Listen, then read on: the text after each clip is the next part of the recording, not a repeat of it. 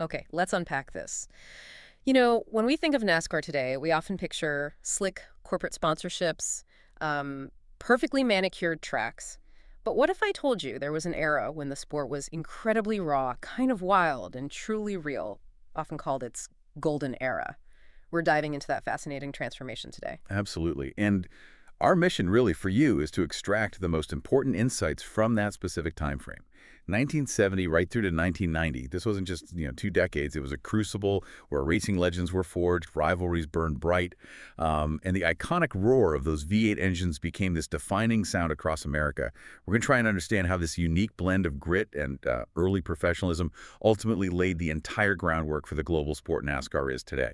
Absolutely. So, if we drop into the early part of this era, the 1970s, it's instantly clear NASCAR was evolving at, well, breakneck speed. You simply can't talk about the 70s without bringing up the king, Richard Petty. I mean, his dominance, especially behind the wheel of that iconic hashtag 43, the Plymouth and later the Dodge, it was legendary.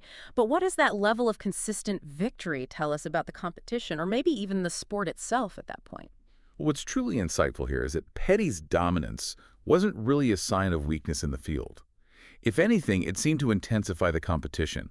You had drivers like Bobby Allison, Cale Yarborough, David Pearson. We pushed him relentlessly. Right. Our sources describe these as unforgettable battles on tracks like Daytona and Talladega. They often call them wars on wheels. Wars on wheels. These weren't just races, they were almost gladiatorial contests. Cars hitting 200 miles per hour with shockingly minimal safety gear compared to now. The drivers were just a pure, unfiltered mix of raw grit and gasoline.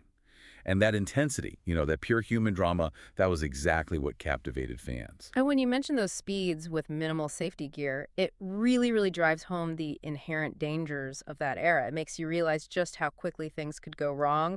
And tragically, they sometimes did. Tiny Lund's crash in 1975, for instance, that must have been a chilling wake-up call for the entire sport. It absolutely was.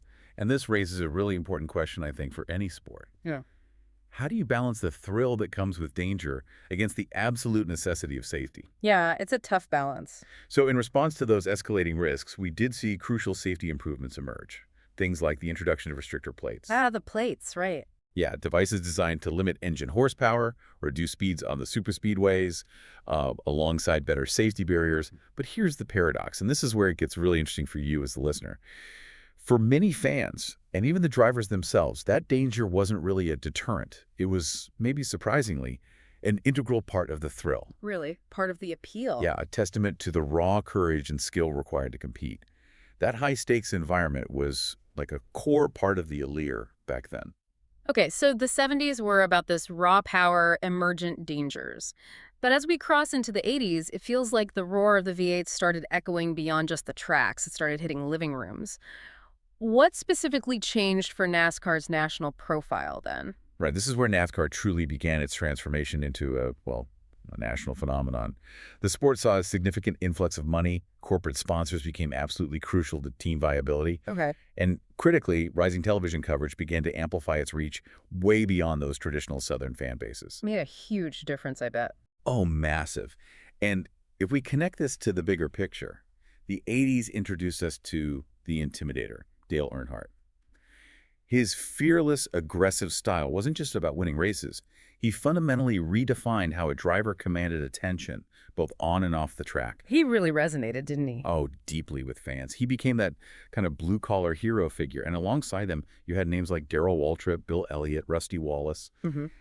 They carved out their own impressive paths, and they were masterfully balancing this growing commercial appeal with their undeniable, just brutal skill behind the wheel.